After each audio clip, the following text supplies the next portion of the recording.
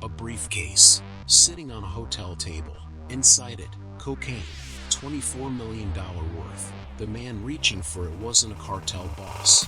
He was the most celebrated car designer in American history. In 1981, DeLorean Motor Company was valued at over $250 million. By 1983, John DeLorean was in handcuffs. Not billion, not even the car. Handcuffs. This is how you build the future, and then burn it for cash. John Zachary DeLorean didn't come from money. He came from Detroit grit. By 32, he was the youngest division head in General Motors history. He gave the world the Pontiac GTO. He gave America muscle. GM gave him a corner office and a blank check. But DeLorean didn't want a corner office. He wanted a monument. In 1973, he walked away from GM, from the salary, the prestige, the pension, and announced he would build his own car company. An ethical company, a people's sports car, stainless steel body, gold-wing doors, made to last a lifetime. By 1978, he had raised $200 million in investment. The British government, desperate for jobs in Northern Ireland, handed him £84 million in subsidies. A factory rose in Dunmurry, Belfast. Workers who had never built cars before were building the future. The dream had a name, DMC-12, and the world believed. But here's what DeLorean completely missed. The car didn't work, not philosophically, mechanically. The PRV V6 engine, borrowed from Peugeot and Volvo, produced 130 horsepower in a car weighing nearly 2,800 pounds, 0 to 60 in 10.5 seconds. In 1981, that was slow, embarrassingly slow. Quality control in the Belfast factory was a disaster. Panels didn't align. Electrics failed.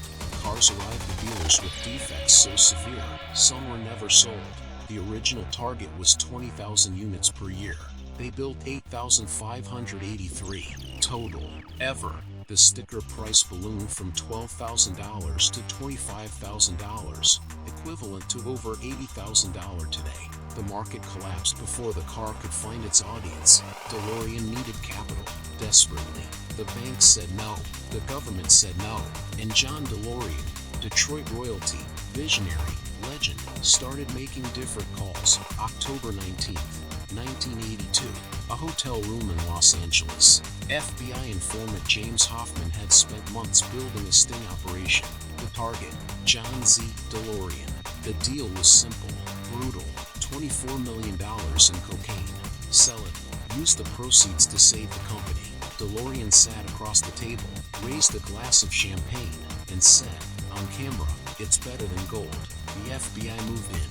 6 days later, DeLorean Motor Company filed for bankruptcy.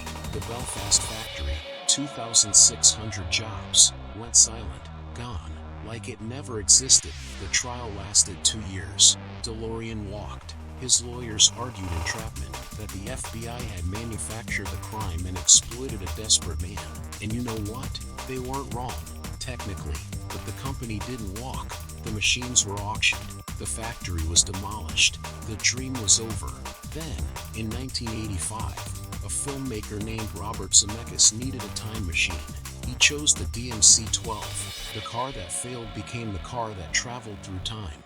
88 miles per hour. Gull-wing doors reaching toward the sky. The DeLorean never saved John DeLorean, but it saved itself. The servers went dark. The factories went cold. The man died in 2005, quietly, in New Jersey. But somewhere, on a highway, a stainless steel ghost still moves. Gone. Like it never existed. Except it never really left.